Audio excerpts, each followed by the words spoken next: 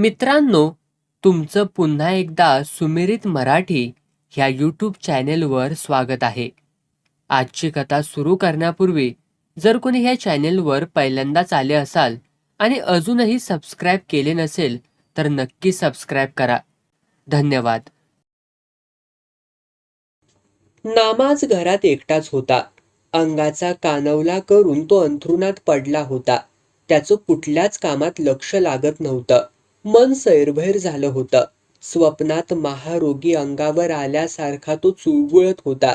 रोज भंडारा लावून कपाळ पिवळं पडलं होतं. काळ्या चेहऱ्यावरच्या पिवळ्या जगात कपाळावरच्या खोलगट खुणा तेवढ्या स्पष्ट उठून दिसत होत्या. बसक्या नाकावरच्या चतुर डोळ्यात भुंगा भणाणत होता. दाढीचे चरबट खुंट त्याचे त्यालाच कधी नव्हे ते टोचत होते. उमरतच्या पश्चिमेला तारळ खोऱ्यात खोलगट जागी खंडोबाची पाली आरामात पसरली होती. डोक्यात खांडकं पडलेलं गुराख्याचं पोर सावली गाठून लवंडावं तशी पाली आपल्याच मस्तीत 2 डोंगरांच्या कुशीत विसावली होती. पूर्वेला आडदांड माणसासारखा पिराचा डोंगर पसरला होता, तर पश्चिमेला इंजाबाईच्या डोंगरानं हातपाय लांबवले होते. गावाच्या पोटातून लहरी तारळा नदी फरारत गेल्यानं गाव मधोमध फाटल्यासारखा वाटत होता. नदी जवळ जवळ आटली होती. ठणठणीत गोट्याचं वाळवंट ऐसपैस पसरलं होतं. रानदांडग्या चिंचा फोपावल्या होत्या. 2-3 डोह कसे तरी पोटात पाणी घेऊन जीव धरून पडले होते. वरच्या डोहाचा अर्धा दगडी घाट पुरानं उकडून पडला होता. शेवाळं माजलं होतं. पुलाखाली सावली गाठून भटकी कुत्री विसावली होती. खालच्या खोलगट डोहावर 20-22 बायका धुणं चुपकत होत्या. हातभर लांबीच्या दगडावर कसरत चालू होती. बाकी जिकडं बघावं तिकडं वाळवंटच पसरलेलं. ऊन रखरखत होतं. तीनपाट हॉटेलं गिऱ्हाईकांची वाट बघत होतीत. मरू घातलेलं पिकअप शेड रिकामच होतं. एक कळकट टेम्पो पॅसेंजर्सची वाट बघत उभा होता. विलायती शेराच्या झाडांनी रस्त्याची दुतर्फा बाजू माखली होती. एखादा चुकार पॅसेंजर इंजाबाईच्या डोंगराकडे बघत गाडीचा अंदाज घेत होता. पुलाच्या कोपऱ्यावर 500 वर्षांपूर्वी बांधलेलं खंडोबाचं मंदिर आपलं जुनाट राजेशाही वैभव घेऊन उभं होतं. त्याचा आसमानी डौल बघणाऱ्याला चकित करीत होता. वाघ्या आणि मुरळी हे खंडोबाचे मानाचे भक्त आपल्याच तोऱ्यात वावरत होते. कोटम्यातला भंडारा येईल त्या गिऱ्हाईकाला फासत होते. फळ्या मांडून देवाच्या दारात बसणाऱ्या दुकानदारांची चंगळ होती. जागरणाच्या निमित्तानं भक्तगण येत होता. एकट्या पालीतच वाघ्या मुरळीचे 6 ताफे होते. नामू धायगुडेचाही असा स्वतंत्र ताफा होता. चांगली 8 माणसं राबत होती. आपल्या परीनं तो परिसरात गाजला होता. मालकाला समाधान वाटेल इतपत जागरण रंगत होतं. 2 दिमड्या 2 धाट्या झांजानी तुंतून झणानत होतं. मुरळ्या लिंबाच्या पानागत हलत होत्या. देवाला नवस म्हणून सोडलेला हा खंडोबाचा भक्तगण अडाणी लोकांची करमणूक करीत होता. मुरायांच्या रूपावर बहाद्दर गडी भुलत होते. कधी नव्हे तो नामू आज भलताच पिसाळला होता. त्याच्या मनगटावरील शिरा रब्बर तानावा तशा तणकाटत होत्या. बुवया चटणी शिरल्यागत फणफणत होत्या. डोक्यात राख पाय रोवून उभा होता. जुनाट उशी दुमती करून त्यानं भिंतीला टेकवली होती. हाताचा काटकोन करून तो उशीला टेकला होता. पडल्या पडल्या मुठी आवळत होता. दातोट खात होता.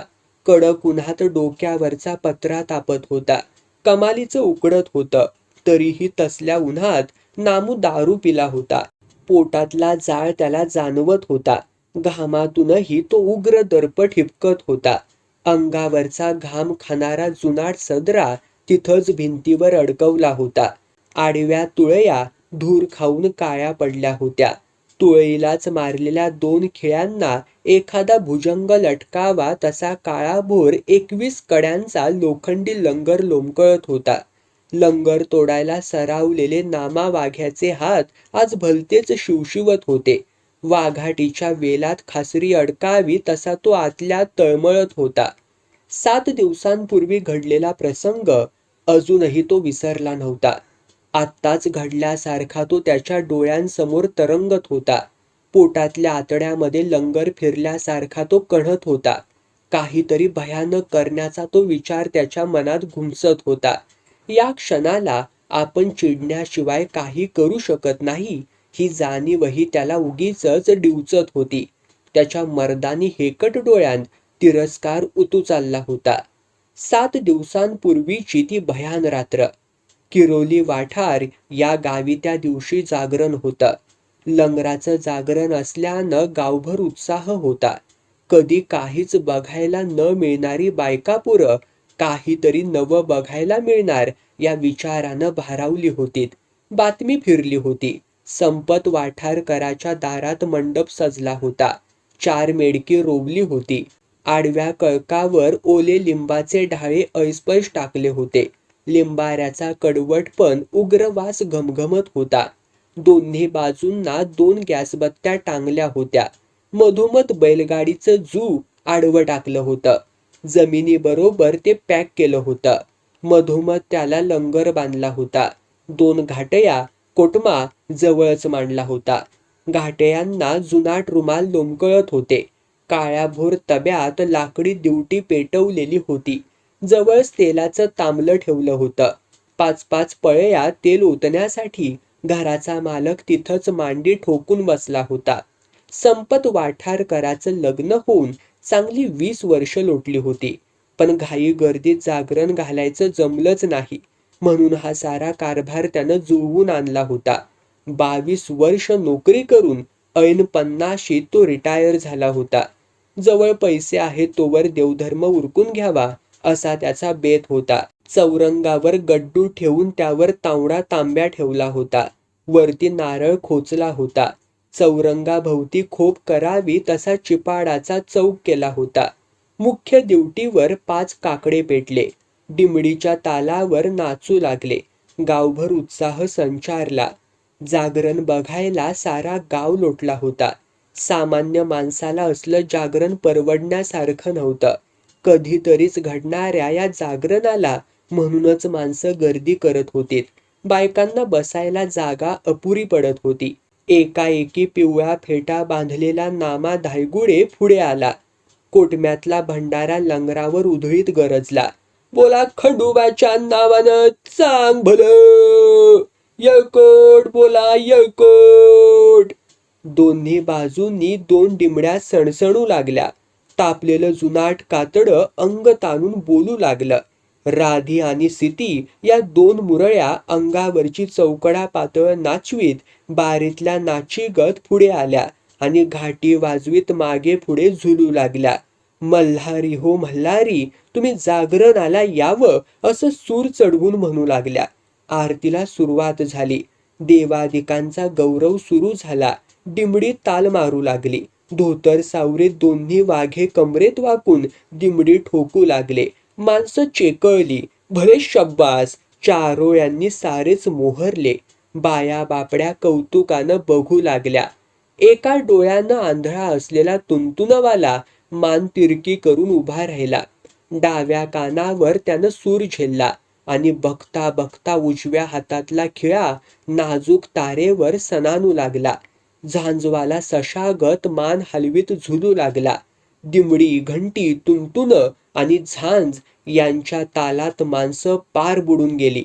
गडद होणाऱ्या अंधाराला बॅटऱ्या मागं सारू लागल्या आणि लोकांच्या चेहऱ्यावरची खुशी टिपत वाघ्या मुरळींनी रंगत वाढवली.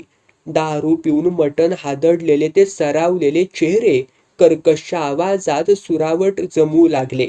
माणसं उपल्यागत टवकारून बघू लागली. मुरळींच्या नाचावर तरणी पोरं बेहद्द खुश झाली. लहाळ्यागत हलणाऱ्या राधीकडे मिटक्या मारीत बघू लागली. चकचकीत डोळ्यांची राधी गपकन कुणाचंही लक्ष वेधून घेत होती.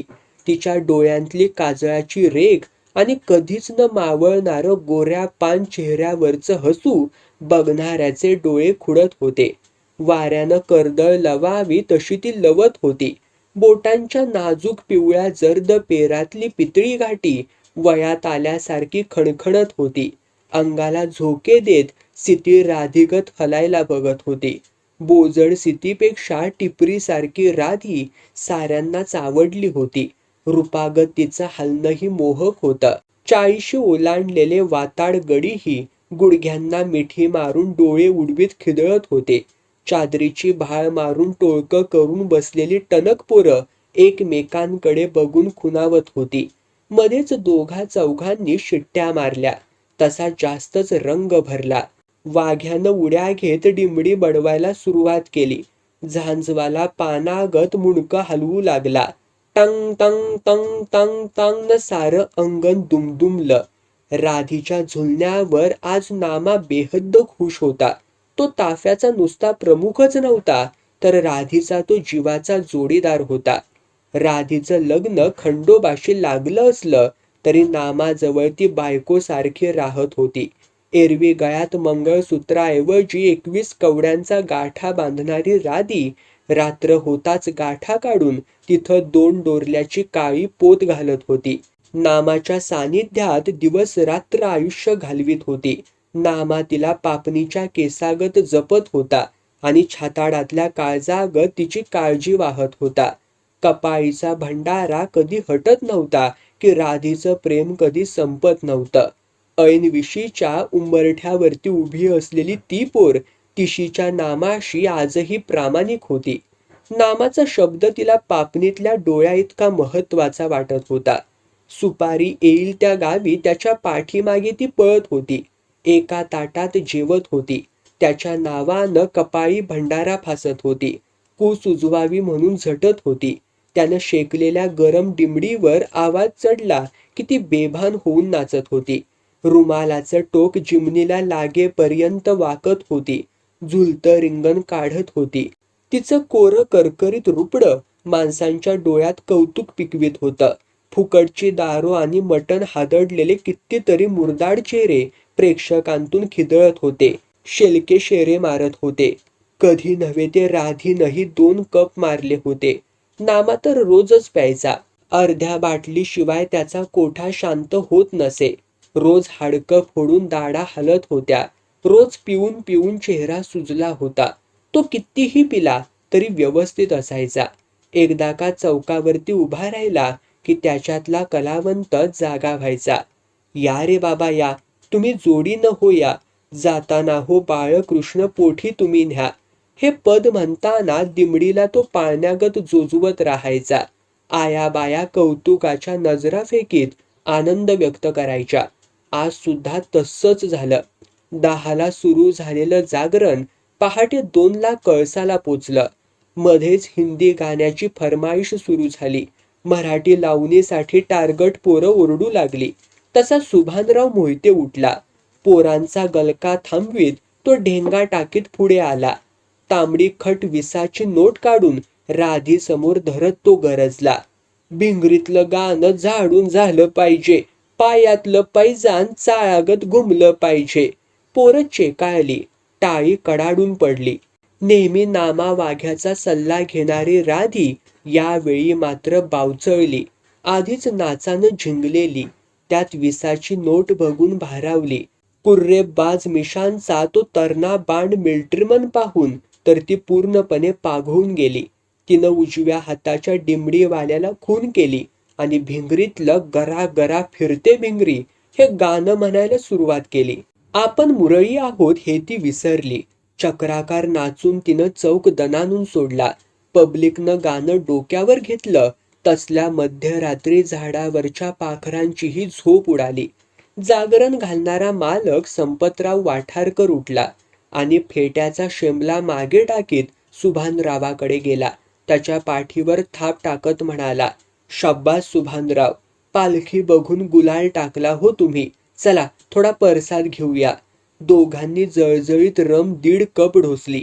ओठांवरून हात पुशीत पालखीचा अंदाज घेत ते बाहेर आले. खुर्च्या टाकून बसले. राधीचं सारं लक्ष सुभानरावाकडं होतं. सुभानरावानं आणखी एक नोट काढली. राधीच्या हातात दिली. तशीच चटावलेल्या राधीनं पटकन घेतली. तिनं इतक्या सहजतेनं डोळा मारला की सरावलेला सुभानराव जाग्यावरच चाट झाला. नामा मात्र सारा प्रकार बघून हादरला. पोटात कुऱ्हाडी खिळा घुसावा तसा आबदला. त्याच्या निबार बोटांच्या निर्जीव पेन्शिली झाल्या. हात लुळे पडले. मस्तकातला मेंदू बेडकासारखा गोठला. तरकटल्यासारखा सूर सोडून तो वाजवू लागला. आपण हलगी वाजवीत नसून दिमडी वाजवतोय हे तो विसरला. दुसरा वाघ्या चिडला. नामाच्या नादानं त्याचाही सूर चुकू लागला. तो नामावर डोळे वटारू लागला. तुंतुनवाला, चाळवाला आणि झांजवाला आपल्याच मस्तीत झांज बडवू लागला. 3 वाजेपर्यंत सुभानरावानं राधीवर 100 रुपये उधळले. मध्येच तुंतुनेवाले पुढे झाला आणि मोठ्यानं ओरडला, येळकोट घ्या, येळकोट, खंडोबाच्या नावानं चांग भलं. सुस्तावलेली माणसं ताठर झाली. नामा वाघ्यानं मालकाला हाक मारली तसा तामटा फेटा गुंडाळलेला संपतराव वाठारकर पटकन पुढे झाला. वाघ्याच्या पाया पडला.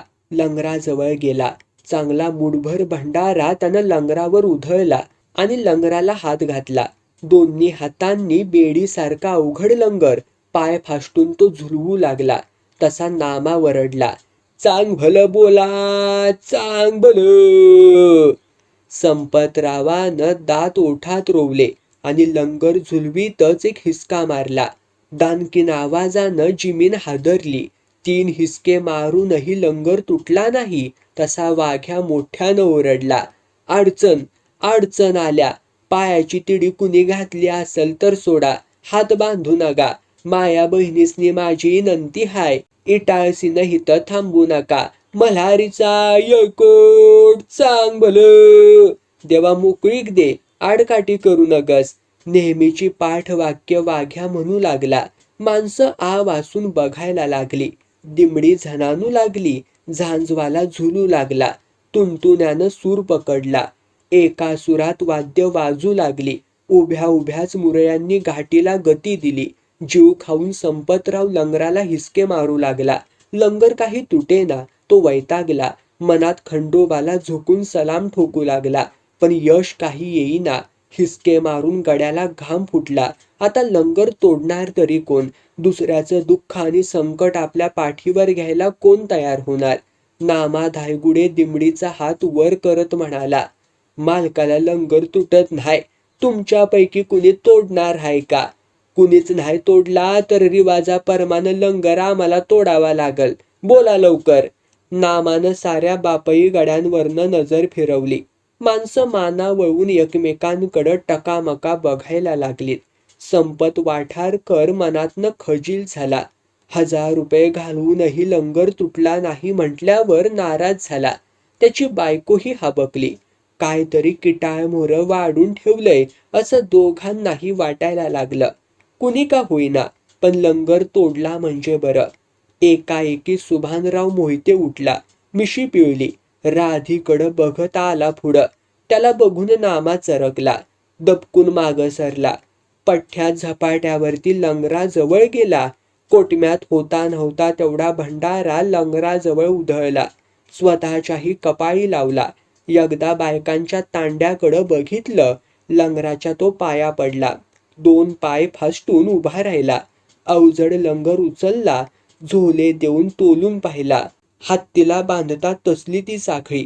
लंगरावर नजर एकवटून त्यानं लंगर पुन्हा झुलवला. दंडातली ताकद आजमावली आणि जीव खाऊन हिसका मारला. एका कचक्यात लंगर तुटला. तशी वाघ्यानं बॉम्ब ठोकली. बोला मल्हारीच्या नावानं येळकोट, चांग भलं बोला, चांग भलं. पिशवीतला भंडारा त्यानं कोटम्यात ओतला आणि कोटमा सगळीकडे फिरू लागला. कपाळी भंडारा लागलेली माणसं उठली. चादरी कांबळी पांघरलेली खोळ सावरीत चपला हुडकू लागली. तरणी पोरं तिथंच राधीकडं बघत घुटमळू लागली. तिच्या नव्या पात्रातलं गोरं यौवन त्यांना खुणावू लागलं. रात्र उजाडायला आली तरी पोरं काळ्या अंधारातली स्वप्न मनात साचपू लागली. आया बाया हात जोडीत घराकडे वळल्या. स्पीकरवाल्यानं वायरी गोळा करायला सुरुवात केली. वाठारकर पोरांच्या वरती ओरडला तशी पोरं पळाली. अंधारात वाट शोधत चालू लागली. हाडकं खाऊन निवांत पासाललेली कुत्री पोरांच्या गलक्यानं जागी झाली. झोपमोड झाल्यानं तोंड वाकडं करीत भयान आवाजामध्ये भुंकू लागली. पेकाटात धोंडा बसताच चिरकू लागली. सुभानराव पुढे आला आणि राधीच्या हातात पातळाची नवी कोरी घडी देत म्हणाला, वा वा वा बाई, मानलं तुम्हासनी. असा नाच असं झुलणं आपण जन्मात तरी कवा बघितलेलं नाही. जगपैकी घ्या, अमेरिकन चार्जेट हाय, तुमच्या नशिबानं चालत आले, घ्या. राधीला काय करावं ते सुचेच ना. तिच्या जीवाचा गजरा झाला. ती काय बोलणार एवढ्यात संपतराव वाठारकर पुढं आला. खिशात हात घालत म्हणाला, नाम्या ए नाम्या, लेका सुपारीतलं राहिलेलं पैसे कवार मागायचा असतो हा? ही घे, आलं समजन हवं? हो, मागणं कचकच नग, पैसे बुडिवलं तर म्हणून. तसं कसं व साहेब, हवा आपल्यासारख्यावरती कोण व विश्वास दावल. मुरळीचं नाव काय र ह्या? राधी. वा, अप्सराच हाय दुसरी म्हणायची. दरवर्षी हिथं यायचं. ह्यो सुभानराव माझा पुतण्या हाय, मिलिटरीत असतो या. 15 दिवस झालं रजेवरती आलाय. हा साहेब हाय मोठा, अरे पितळी घाट हाय घाट नुसता. अजून लगीन नाही झालेलं बरं का. त्यानं राधीकडे रोखून बघितलं तशी राधीनं सुभानरावाकडे बघत भुवई उडवली आणि अंधारात लघवीला पळाली. तिच्या सोबतची स्थिती चिडली होती. तिच्याकडे कोणीच बघायला तयार नव्हतं. जो तो राधीचंच कौतिक करीत होता. सुभानरावानं चावडीकडे गेल्यागत केलं आणि तो राधीच्या मागोमाग अंधारात गेला. ती पाठीमागे वळायच्या आत त्यानंच तिला गरकन वळवली. छाताडाशी चुरगळली आणि घारीनं पिलू उचलावं तशी उचलली. वाड्याच्या मागच्या जिन्यानं वर माडीवर नेली.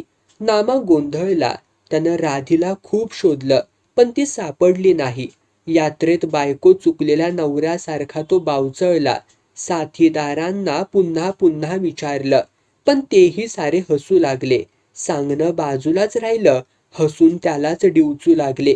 सीतेला त्यानं विचारलं, अगं सीताय, आपली राधी दिसली का ग तुला?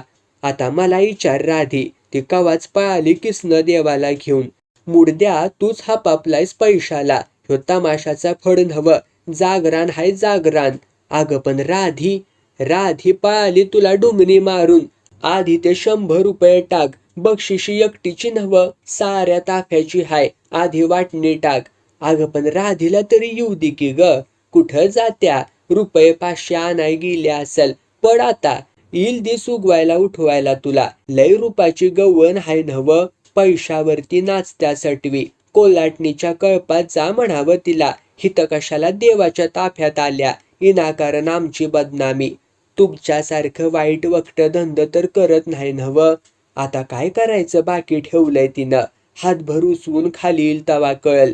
त्या वरल्या माडीवरती गेली असल, मी सांगते की. नामाराव, असल्या रंगीत बाहुल्या आम्ही लय बघितल्या. ती ताफा टिकवायचा असला तर त्या कालवडीला आवर घाला तुम्ही. नामानं काय ओळखायचंय ते ओळखलं. सारं लक्षात आलं होतं, पण आता काही उपयोग नव्हता. ही भुईकोट किल्ल्यासारख्या वाड्यात राहणारी माणसं आपल्याला मातीत गाडून वर सभा घेतील हे त्यानं ओळखलं होतं.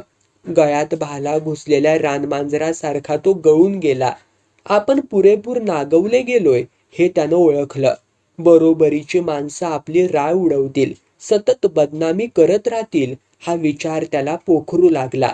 हातातली दिमडी अजून हातातच होती. डोळे तारवटलेले होते. पोटात पुन्हा आग पडल्यागत झाली होती. राधी आहे म्हणून ताफा आहे. राधी गेल्यावर ताफ्याला कोण विचारणार? त्या राजबिंड्या पोराच्या पाठीमागेही पळून तर जाणार नाही नव्ह, असा विचार त्याच्या मनात चमकला. तसा डोळ्याजवळ वीज झपकून गेल्यागत तो दचकला. एकदा त्यानं सीतेकडं बघितलं. मनाशी म्हणाला, ही उभाटल्या तोंडाची मुरळी असली काय आणि नसली काय ते सारखंच. आता या काळीकडं कोण बघणार हाय? ताफा कसा चालणार? त्या हरामखोर सुभानरावनं नक्कीच राधीला गटवली. साल्याचा मला सुरुवातीला संशय आला होता. आपलंच चुकलं, पहिलीच नोट घ्यायला नको होती. सारं रामायण नोटांनी घडवलेलं हाय. तिनं तरी सालीनं स्वतःला सावरायला हवं होतं. जातच बायकांची बदमाश, तो स्वतःवरच स्वतः चिडत होता. राधीवरती त्याची नेहमीच करडी नजर असायची. पैशाच्या मोहापासून तो तिला नेहमी सावरायचा. जैतापुरात केवळ 1 रुपयासाठी राधीनं एका 12 वर्षांच्या पोराचा मुका घेतला होता. चिडलेल्या नामानं तिला घरी चापकानं फोडली होती. आता तो काय करील ते सांगता येत नव्हतं. एखाद्या येळी आडवी पाडून लंगरानं फोडून काढेल, नाहीतर अंगावर बिब्याचं त्याल वतून पेटवून देईल. तो खूप पेटला होता.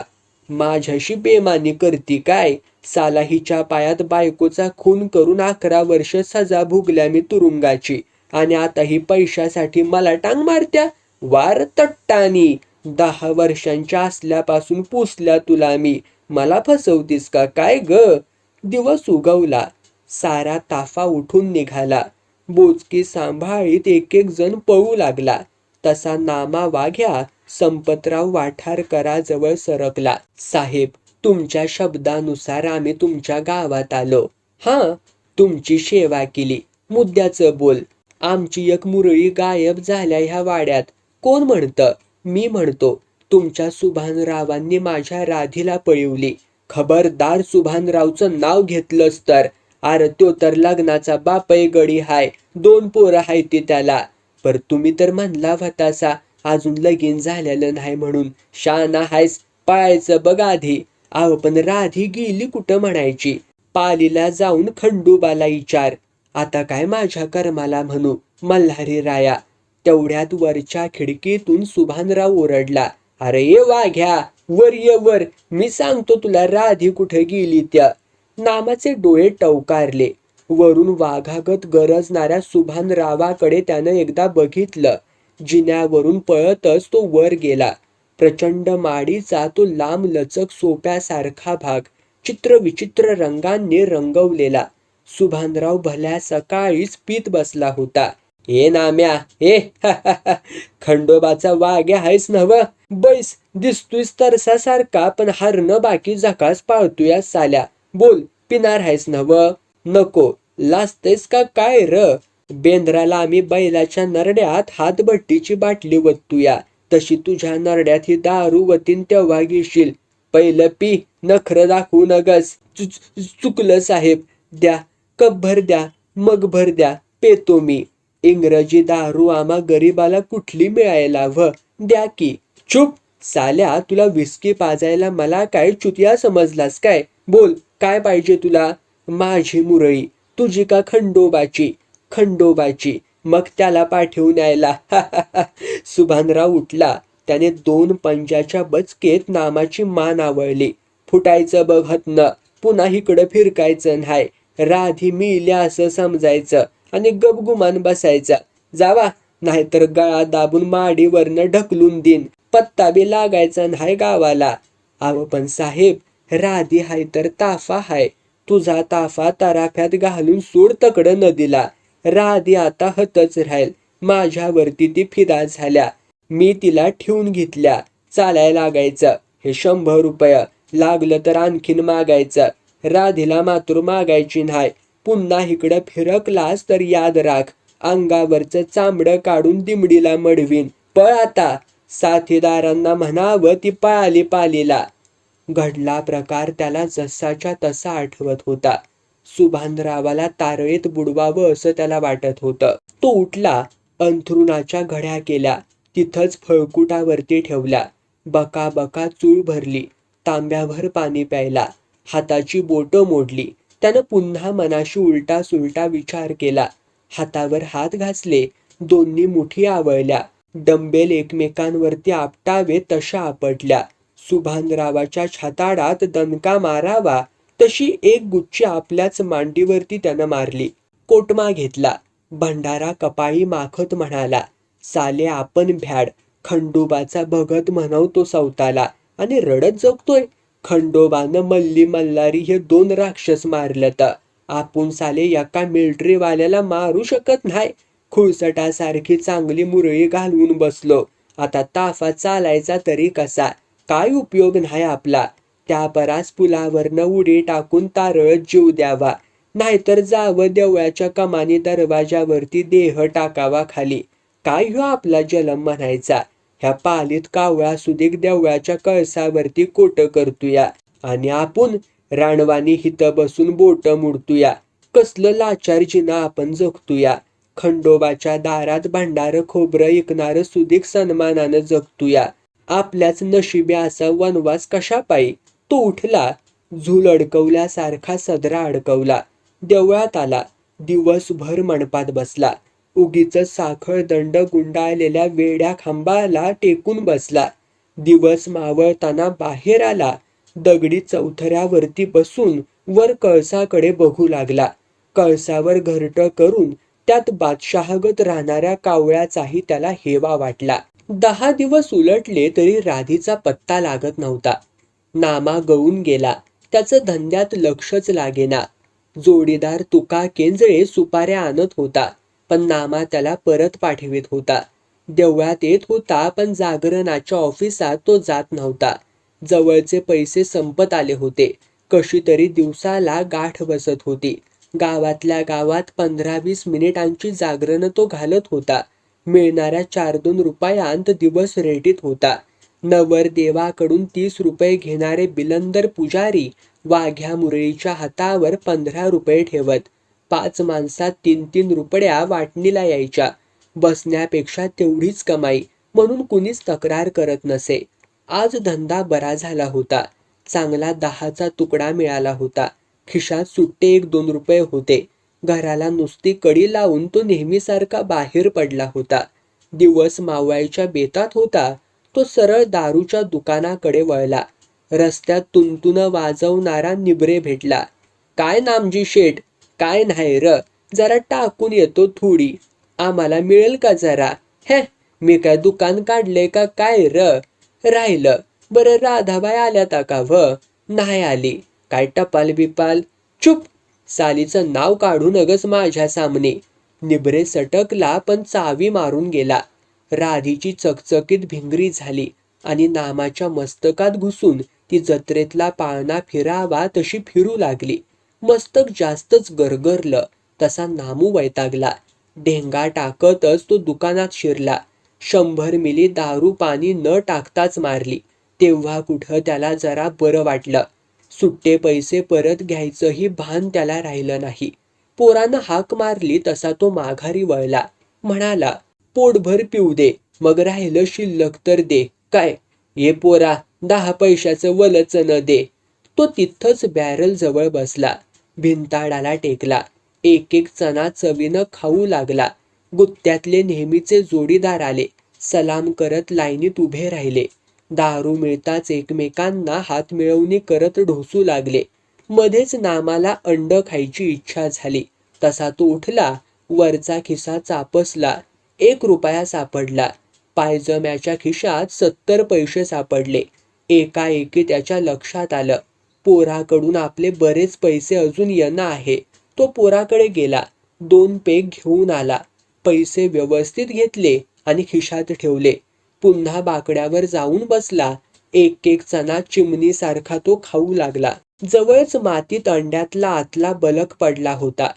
त्याला वाटलं उचलावा, पुसून नीट खावा, पण तशा स्थितीतही त्यानं मोह आवरला. साल तासभर दिमडी वाजवू तर ₹50 कमवू. उचलून खाणारे आपल्या औलाद नव्ह. तो उठला. पुन्हा खाली बसला. तिथूनच ओरडला, हे पोऱ्या, एक अंडा लाव, झाका चटणी बिटणी लगाव. हे पैसं मागणं खिटखिट नका आपणाला. दारू संपवून त्यानं अंडही संपवलं. पुन्हा तो दारूसाठी लाईनीत उभा राहिला. इतक्यात तुका केंजळे आला. त्याचा नेहमीचा साथीदार वाघ्या. नामाला काय वाटलं कुणास ठाऊक, पण त्यानं तुकालाही एका ग्लासमध्ये दारू दिली. घे, साला जोडीदार भेटला की जरा बरं वाटतं. कवापासनं पितूयास? आता तर आलूया नव्ह. चल मार. तू बी घे. घे बघ, एक खुशीची बातमी सांगणार आहे मी तुला. बोल की र. हे बघ, राधी येईल तवा येईल, ताफा बंद ठेवायचा नाही. पर आणखी एक मुरळी मिळाली. हाय हितलीच. अरे पर कंची हाय. आकारामची शांती. शांती न कर बाबा. आता पावतर 5 ताफ्यांची वाट लावल्या तिनं. आपल्याला सुधी इकायला ती कमी करायची नाही. उगी काहीतरी बोलू नगस तोंडाला येईल त्या. तिला बघायला माणूस गर्दी करतय गर्दी. अरे तमाशातल्या राणीगत रूप हाय. अशी हलत्या म्हणतोस.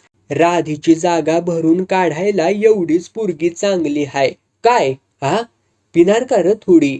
छे, आधी तू वय म्हण बघू, मग घेतो म्या. सांगतो, आधी तू घे थोडी. थांब, मी आणतो. तू आज लय पिलायस र गड्या. केंजळ्यानं 2 ग्लासमध्ये थोडी थोडी आणली. पीत पीत चणे खात गप्पा टप्पा सुरू झाल्या. तुका समजूत काढू लागला. हे बघ नामा, तू आमचा म्होरक्या म्हणून मी तुला समजुतीनं विचारतोया. आपण शांतीला घेऊया. कारणाईना आडकाठी करू नगस. धंदा बसला तर 8 माणसासने टाचा घासून मारावं लागल. शांतीनं जाधवाचा ताफा सोडलाय. आपल्यात यायला तयार झाले. उद्याची सुपारी घ्यायची अंगापूरची. गब्बर पार्टी हाय. रुपये 400च मागायचं. नाही म्हणायचा घास नाही. खरं? हो. अरे नाही म्हणलं तरी प्रत्येकाला 50 रुपयाला कुठं मरण नाही. शिवायवर मटणाचं जेवण, दारू. काय म्हणतोस? ठरलं. राधी गेली ढगात. शांतीला आणायची, नाचवायची. साला पैशांचा पाऊस पडला पाहिजे, पाऊस. केंजऱ्या, आता मी तुला रुपयाची पाजणार. नको, उगी वाकारी होईल. शहाणा हायस. दारू म्हणजे काय घोड्याचा मूत वाटला का काय र तुला? मी पाजणार, मी पाजणार. घे, शांतीला घे. काय? राधी गेली गोकुळात. नामा धायगुडे आणि तुका केंजळे दोघही जेव्हा दुकानातून बाहेर पडले तेव्हा रात्रीचे 8 वाजले होते. गल्लीतली माकडं हिंडावी तशी माणसं वावरत होती. पंतांच्या मठाजवळ माणसं गप्पा छाटत होती. होलपटत जाणाऱ्या नामूला बघून हसत होती. तुका केंजळे कधी गेला हेही त्याला कळलं नाही. सुभानराव वैतागला होता. पुण्यासारख्या शहरात राधीसारख्या अडाणी पोरीनं त्याला गुंगारा दिला होता. भंजाळल्यागत तो स्वतःवर चरफडत होता. निबर ओठांत दात रोवीत उगीचच वेड्यासारखा शिवी देत होता. चित्रपट चालू असतानाच लघवीचं निमित्त करून राधी सटकली होती.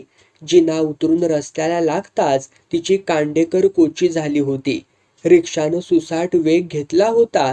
स्वारगेटला उभ्या असणाऱ्या सातारा गाडीत ती भयभीत होऊन चढली होती.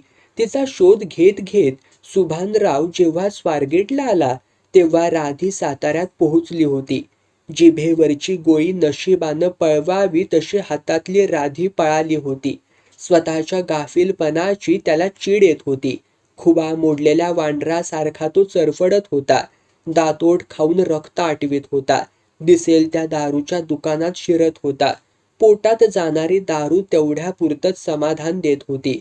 पायाचा टांगा झाला की डोकं विचाराच्या मुंगळ्यांनी गजबजत होतं. वारूळ हरवलेला साप मोकळ्या वावरात टणक ढेकळावर थडथडत राहावा तसा तो आतल्यात चडफडत होता. बाणगुळ घुसलेल्या फांदीसारखा आतून भिरडला होता. फिरून तळपायाचं धपाट झालं तरी राधी काही केल्या सापडेना. मग तो भेलकांडत गाडी खाण्यावर आला. फुटाने चघळत बायका न्याहळत राहिला. रस्त्यातले गाडे ओलांडीत तो गुत्त्यात घुसला. एका दमात क्वार्टर मारून तो प्रभाकर लंच होम मध्ये शिरला. मटण चपाती आणि फ्राय मच्छी रगडली. बडीशेप चवीनं चघळली. काडीनं दात टोकरीत तो बाहेर आला. वाहतुकीचा वेग अजूनही ओसरला नव्हता. रिक्षा करून स्टेशनवर जेव्हा सुभानराव पोहोचला तेव्हा त्याच्या मस्तकातील मेंदूचा डुक्कर झाला होता. एवढं कमावलेलं घाडदार शरीर पण तोल सावरत नव्हता. जबडा वाकडा करून आणि डोळे ताणून तो दिसेल ती वस्तू न्याहाळीत होता. भेटलाच एखादा तिरसिंग हवालदार तर 2 थोबाडात वाजवेल हे तो ओळखून होता. म्हणूनच जमेल तसा तो तोल सावरत होता. खरं तर तो कमालीचा बत्थड बनला होता. आता कुणालाच तो घाबरत नव्हता. कमरेच्या वस्त्रालाच हात घातला गेल्यानं तो तापला होता. बिनदिक्कतपणे हिंडत होता. ओठात चरस भरलेली चान्सलर सिगरेट होती. एक पेग रमची नशा देणारा तो काळा तुकडा त्याला जीवापेक्षाही प्यारा वाटत होता. साली खंडोबाची नाची गेली कुठं? त्याला त्या काटेरी प्रश्नाचं उत्तर काही केल्या मिळत नव्हतं. राधीला शोधण्यात अपयशच येत होतं. तो प्रश्नाची बोचकी स्वतःवरच फेकत होता आणि अनुत्तरित प्रश्नांनी रक्तबंबाळ होत होता. 1-2 नव्हे, लागोपाठ 9 दिवस त्यानं राधीला हक्कानं भोगलं होतं. तुम्ही माझ्याशी लग्न कराल? असा रेशमी प्रश्न विचारीत ती त्याच्या कुशीत शिरली होती. पण आता तो सारा कल्पनेचा महाल, काच महालागत ढासळला होता. भर दिवसा राधीनं त्याला आसमान दाखवलं होतं. त्याच्या अरबी वृत्तीनं मनसोक्त उधळपट्टी केली होती. आता त्याला पश्चाताप होत होता. नाकात वाणी किडा शिरल्यासारखा तो गुदमरला होता. कसोशीनं शोध घेऊनही राधा न सापडल्यानं हतबल झाला होता. पोलिसांत तक्रार गुदरून उपयोग नव्हता. आपणच सापळ्यात हात घालण्यासारखा तो प्रकार होता. म्हणूनच तो गप्प होता. सुभानराव बावळट होता अशातला भाग नव्हता. तसा तो बेरकी गडी होता. रंगेल होता. ती पळून जाणार याचा त्याला रात्रीच संशय आला होता. मध्यरात्री ती दचकून ओरडली. झोपेतच बडबडली. आवाजानं तो जागा झाला. ती म्हणत होती, चुकलं देवा, मला रे माफ कर र मला. मी तुझी दाशी हाय. तुझ्या दारात मी जीव देईन. अशी चळ लागल्यावानी फिरणार नाही कुठं बी. झोपेतही ती रडत होती. सुभानरावनं बटन दाबलं. उजेड पडला. त्यानं तिच्या अंगाला हात लावून पाहिलं. तिचं केळीच्या सोटासारखं तकतकीत गोरं अंग घामानं न्यायलं होतं. वादळात लिंबारा हिंदकळावा तशी ती थरथरत होती. पदर जाग्यावर नसल्यानं उघडी छाती खालीवर होत होती. अर्धवट पिकलेल्या सफरचंदासारखे उरोज मर्द देहाला आवाहन देत होते. तिच्या भित्र्या पण गिर्रेबाज यौवनाला एक थरारता रानस्पर्श घसटून गेल्यागत जाणवत होता. सुभानरावाच्या रानदांडग्या आक्रमक वृत्तीपुढे तिचं काहीच चालत नव्हतं. तो स्वतःही पीत होता आणि तिलाही सक्तीनं पाजत होता. मनासारखी भोगत होता. आतून कुलूप लावून किल्ली लपवून ठेवत होता. आपण केलेल्या खुनाच्या काल्पनिक गप्पा सांगून तिच्या पोटात भीती उत्पन्न करीत होता. जखमी पाखरागत राधा मनात झुरत होती. नाजूक जागेवर रुतलेल्या दातांच्या खुणा अजूनही लसलसत होत्या. या लांडग्याच्या तावडीतून आपली सुटका होणं महाकठीण आहे हे ती ओळखून होती. तरी तिनं धीर सोडला नव्हता. मन खचलं होतं पण हिंमत हटली नव्हती. उफाडा दबला होता पण अन्याय चेतून उठला होता. इच्छा नसतानाही ती सुभानरावाशी झटत होती. पुरुषाच्या मर्दानी स्पर्शाला चटावलेलं बायकी मन काबूत राहत नव्हतं. तिचं मन तिला खात होतं. चौफेर बाजूंनी घोरपडीगत पोखरत होतं. आमने सामने विरोध करावा तर हा माणूस गळा आवळेल आणि दुसऱ्या मजल्यावरून खाली फेकेल ही धास्ती तिला सारखी सारखी वाटत होती. स्वतःच्या नशिबावरती गरळ गाळण्याखेरीज त्या क्षणाला तरी ती काहीच करू शकत नव्हती. गावाकडे एक रात्र त्यानं दिलेला भयानक त्रास आठवला की तिच्या अंगावर शहारे फुटत होते. भीतीनं जीवाचा ससा होत होता. त्याला संशय येईल असं ती वागत नव्हती. चित्रपटाच्या निमित्तानं तिनं संधी साधली. अंदाज घेऊन ती भिंगरीगत भरारली. गोड बोलून सुभानरावाचेच 100 रुपये लाटले. चांगली साडी मिळवली.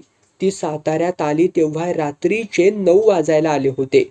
पालीला जाणारी एकही गाडी नव्हती. काशीळ फाट्यापासून एकटीला अंधारात जाणं शक्य नव्हतं. कशी तरी रात्र साताऱ्यात उजाडली. दुसऱ्या दिवशी तिनं उमरज गाठलं. मावशीजवळ दुपारपर्यंत थांबली. टेम्पो मिळताच निघाली. दिवस मावळायच्या टिपणाला ती खंडोबाच्या देवळात पोहोचली.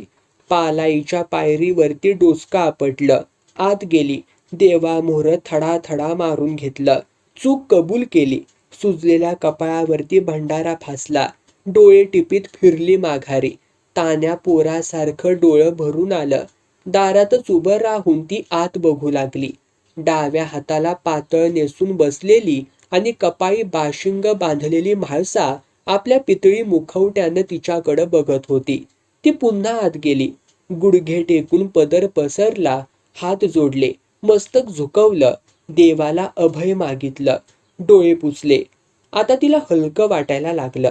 मनावरचं दडपण कुठल्या कुठं पळालं. देवाच्या दारात लाख हातांची शक्ती लाभली. आता या पवित्र देवळात आपणाला कसलीही भीती नाही. जगातली कुठलीही वाईट शक्ती हिथं पोहोचणार नाही याची तिला जाणीव आली. तशी ती टवटवीत झाली. नवा जोम नाविन्य देत संचारला. भीती संपली. मन डवरलं. अंग शहारलं. अग्निदिव्यातून बाहेर आल्यासारखं वाटलं. खोचलेला पदर तिनं काढला. डोकीवर घेतला. तृप्त मनानं ती घराकडं वळली. आईच्या गळ्यात पडून विवाहित लेकीसारखी रडली. दोघीही मायलेकी तडक वाघ्याच्या घरी गेल्या. राधी मनातनं हबकली होती. आईला ती पुन्हा पुन्हा विचारित होती, ते मला घरात घेते आली का? न घ्यायला काय करतूया? तसं नव्ह, पर 9 दिस झालं मी बाहेर हिंडत्या. माणूस लय तापट डोसक्याचा हाय. एखाद्या वक्ती हाकलून बी द्यायचा. काय सांगावं त्याचं? त्याला नामा वाघ्या म्हणत्या ती नामा वाघ्या. उगी काहीतरी टाळक्यात घेऊ नगस. उलट रोज तुझी आठवण काढतोया तो. पाणी पार सोडलं या, सारखं पेतय. गावात कुणाशी भांडण तंटा नाही नव्ह. छ्या, एकटंच मनाला टोकरत राहतय. आदल्या घरी ना मधल्या घरी भिंतीवरती बसून कारभार करी अशातला हाय नामा वाघ्या. दोघीही घराजवळ पोहोचल्या तेव्हा दार बंद होतं. नुसती कडी लावली होती. दोघीही आत गेल्या. चहा करून प्यायल्या. 2 उंजळी पीठ सापडलं. 4 भाकरी बडवल्या. पिठलं गरगटलं. नवऱ्याची वाट बघत बसली. नामा होलपाटत त्याच्या घराजवळ आला तेव्हा घराचं दार उघडच होतं. आईला कुणी उघडलं दार म्हणायचं का का मीच कुलूप लावायचं इसरून गेलतो? काय कळना झालंय. कंच्या शाण्यानं दार उघडलं माझं म्हणायचं. तो एक पायरी चढून कसा तरी आत गेला. ताज्या स्वयंपाकाचा रसरशीत वास आला तसा तो चरकला. चुलीजवळ गेला आणि बावचळला. आईला बहानामती तर झाली नाही नव्ह. भात भाजी तयार. राम राम देवा खंडेराया, काय रह्य म्हणायचं. एकाएकी कोपऱ्यात त्याला हुंदका ऐकू आला. एक पाठमोरी बाई रडत होती. तो पुढे झाला. तिनं मान वर केली तसा तो बघत राहिला. हा, राधा? राधे तू? राधा त्याच्या पायावर पडून रडू लागली. हमसून हमसून रडू लागली. हुंदक्यांवरती हुंदके फुटू लागले. तिला मारायला शिवशिवणारे नामाचे हात एकाएकी थंडावले. तिच्या पाठीवरून हात फिरवीत तो तिची समजूत काढू लागला. अगं रडत्यास ग कशाला? रडू नग तर काय करू? पापी हाय मी पापी. असं सवताला मारून घेऊ नगस. कधी आलीस ग तू? आत्ताच आल्या. तिनं सारी कहाणी कथन करून सांगितली. नामाच्या कुशीत शिरून ती रडू लागली. लागोपाठ 9 दिवस सुभान रावानं तिला पुण्याला नेऊन फिरवलं. पळून जाऊ नये म्हणून खुनाची धमकी दिली. 10व्या दिवशी ती त्याला चुकवून सटकली. मिळेल त्या गाडीनं पालीत आली. घरात येऊन कचरा काढला. तासाभरात स्वयंपाक केला आणि नवऱ्याची वाट बघत बसली. घडल्या प्रकारात राधेची चूक नसून त्या हरामखोर मिलिटरीमनची चूक आहे हे लक्षात येताच नामूचा राग कुठल्या कुठे पळाला. राधी त्याचे पाय धरून म्हणाली, खंडोबा शपथ, ह्यात माझा काही एक दोष नाही व मी पापीन हाय. मी तुमची हाय. माझ्या वाघ्याची मुरळी हाय. तिच्या रडण्यानं वाघ्याचं काळीच फाटलं. पोटातल्या दारूचं अमृत झालं आणि अश्रू होऊन डोळ्यांवाटे घळघळलं. सोन्याच्या मोहरेसारखी ती तरुण मुरळी वाघ्याच्या कुशीत विसावली. त्याला प्रेमानं जेवू खाऊ घालू लागली. रात्र वाढली. अंधार झाला. सगळीकडे चिडी चूप झालं. तृप्त झालेले दोन्हीही जीव गाढ झोपले. मध्येच वाघ्या जागा झाला. त्याच्या समोर तलवारीच्या पात्यासारखा एकच प्रश्न तळपत होता. हेतून पुढे ताफ्यात शांती नाचणार का राधा नाचणार का दोघी सुदीक नाचणार? 18चं बाजलं आणि त्याच्यावरती कोण निजलं? साराचा अवघड मामला होऊन बसला होता. सुधाकर आणि सविताच्या लग्नाच्या 7 वर्षानंतर सुहाचा जन्म झाला होता. त्यामुळे पती पत्नीसह संपूर्ण कुटुंब आनंदी होते. भव्य सोहळ्याचे आयोजन करून त्यांनी दूरदूरच्या नातेवाईकांना आमंत्रित करण्यात आलं होतं. सुहा 3 वर्षांची असताना तिला शाळेत घालण्यात आले. एके दिवशी सविताला तिच्या मुलीच्या पायावर पांढरे डाग दिसले. रात्री सविताने याबद्दल पतीला सांगितले. त्यानंतर दुसऱ्या दिवशी त्यांनी सुहाला डॉक्टरांकडे नेले. डॉक्टरांनी ल्युकोडर्मा झाल्याचं सांगितलं. हे समजताच दोघांना प्रचंड दुःख झाले. एकुलती एक मुलगी आणि हा रोग जो बरा होणे अवघड होते. डॉक्टर म्हणाले, रक्तातल्या काही दोषांमुळे पांढरे डाग येतात. काही वेळा एखाद्या औषधामुळे ही असे होऊ शकते. जास्त काळजी करू नका. आता असे औषध उपलब्ध आहे ज्यामुळे हे डाग वाढत नाहीत. कधी कधी ते बरेही होतात. डॉक्टरांचे म्हणणे ऐकून सुधाकर आणि सविताने सुटकेचा निश्वास सोडला. त्यानंतर त्वचारोग तज्ज्ञांच्या देखरेखीखाली सोहावरती उपचार सुरू झाले. तारुण्याच्या उंबरठ्यावरती पाऊल ठेवताच सोहा गुलाबाच्या फुलासारखी फुलली. तिच्या साध्या व्यक्तिमत्वात आणि सौंदर्यामध्ये अफाट मोहिनी होती, पण तिच्या पायावरचे पांढरे डाग मात्र तसेच होते. औषध घेतल्याने त्यांची वाढ झाली नाही. सोहाला तिच्या रोगाची काळजी नव्हती. सविता आणि सुधाकरने कधीही या रोगाचा उल्लेख सोहासमोर केला नाही किंवा त्याबद्दल चिंताही व्यक्त केली नाही. त्यामुळे सोहानेही याला कधीच रोग समजलं नाही. शिक्षण पूर्ण झाल्यानंतर फॅशन डिझायनरच्या प्रशिक्षणासाठी तिची निवड झाली. ती हुशार होती, त्यामुळे फॅशन डिझायनरचा अभ्यासक्रम पूर्ण केल्यानंतर तिला कॅम्पसमधून नोकरी मिळाली. मुलीच्या बुद्धिमत्तेचा आईवडिलांना अभिमान वाटला. सोहाला नोकरीला लागून 2 वर्षे उलटली. आता सविताला तिच्या लग्नाची काळजी वाटू लागली. सर्व गुणसंपन्न असूनही मुलीत एक दोष असल्यामुळे तिच्या लग्नाची बोलणी करण्याची हिंमत पती पत्नीला होत नव्हती. दोघांनाही माहीत होतं की तिची बुद्धिमत्ता आणि सौंदर्याच्या जोरावर लगेचच तिचं लग्न ठरेल, पण नंतर तिच्यातील उणीव आड येईल या विचाराने ते उदास व्हायचे. शरीराच्या मर्यादित भागांवरील ल्युकोडर्माचे डाग लपविण्यासाठी प्लॅस्टिक सर्जरी करता येते हे सुधाकर आणि सविताला माहीत असले तरी ते 2 कारणांमुळे ती करायला तयार नव्हते. पहिले कारण म्हणजे त्यांना त्यांची लाडकी मुलगी सोहाला असा कुठलाही शारीरिक त्रास होऊ द्यायचा नव्हता, आणि दुसरे म्हणजे हा एखादा मोठा रोग किंवा शारीरिक व्यंग आहे अशी जाणीव देखील त्यांना तिला करून द्यायची नव्हती.